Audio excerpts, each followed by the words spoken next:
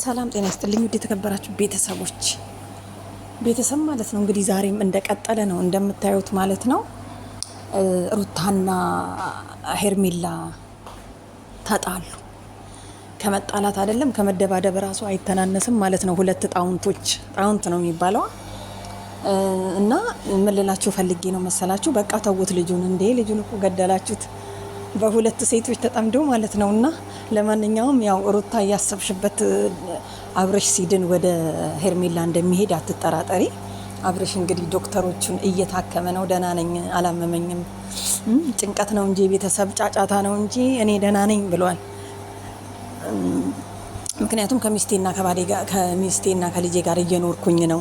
እቺ ቃል ሁሌም ይደጋግማታል። በሱ ነው እንዴ የተደረገብህ አብረሽ ማለት ነው።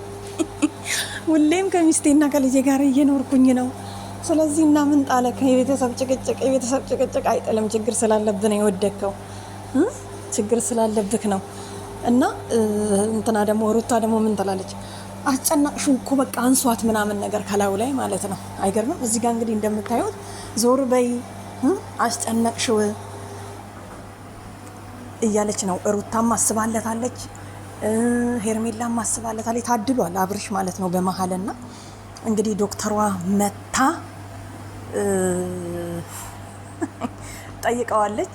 ምክንያቱም እስቲ እናንተ ውጡ ዳኒ ያው እንግዲህ ቀደም ይላልና ያለውን ብሏል። ምክንያቱም ያው እሱ በቤተሰብ ዙሪያ እንዳለ ነገር ነው እንትና ዳኒ የሚናገረውና መልላችሁ ፈልጌ ነው እንግዲህ ዞሮ አብርሽ ሄርሜላ ጋር መሄዱ አይቀርም። ሩታ እንዲሁ ነው የምትለፋው። ግን ሩታ ሐኪም ቤት ለምን አይሄድም ያለችበት መንገድ ብቻ ነው እስካሁን ድረስ ራሴን እየጠየቅኩ ያለሁት ማለት ነው።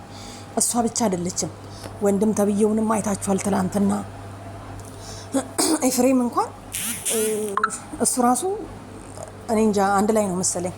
ለማንኛውም ቤተሰብ መልላችሁ ነው እንግዲህ እንደምታዩት ሁሉም ራሱን ይነካካል። ዞር በይልኝ ሄርሜላ ወደ ኋላ ከላይ ጭንቅላቱን ይዛው ነበርና እግዚአብሔር ነቃ ነው ያለችው። ሁሌም አስደስተሃለሁ ከእንግዲህ በኋላ አለች። ያልከውን ሁሉ አረግልሃለሁ።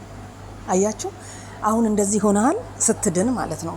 ስትድን ያልከውን ሁሉ ሆንልሃለሁ። እንግዲህ ሄርሚ አብረሽ እጅሽ ላይ ገብቶ ምናምን እንደምትሆኝለት ተስፋ እናደርጋለን። ሩታዬም እንግዲህ ምንም አይደለም። እሷም ሁለቱም አሁን ፍቅር ያለባቸው ነው የሚመስለው። ምክንያቱም አብርሽ ወዶ ሳይሆን ተገዶ እንደሚሆን እያሳየ ነው። አብርሽ እንግዲህ ነቅቶ ወደ ራሱ ተመልሶ አሁንም ህመሙ ላይ ይገኝ ይችላል። እንግዲህ ሐኪም ቤት ነው የመጣው። እውነት ጭንቀት ከሆነ አሁንም አብርሽ ተመልሶ ሩታ ጋር መሄድ የለበትም እንደኔ ሀሳብ። ምክንያቱም ከሄርሜላም ከሩታም ይርቅና ቤተሰቦቹ ጋር ካልሆነ ነጋሼ ጋም ከሄደ እዛ ይቀመጣል ማለት ነው። ምክንያቱም ማንንም ሳይ ወደ ራሱ ተመልሶ ከዛ በኋላ የሚፈልገው ጋር ራሱ መሄድ አለበት እንጂ አንተኔ ጋና እንዴ! ምን ነው አብርሽ የተለየ ነው እንዴ?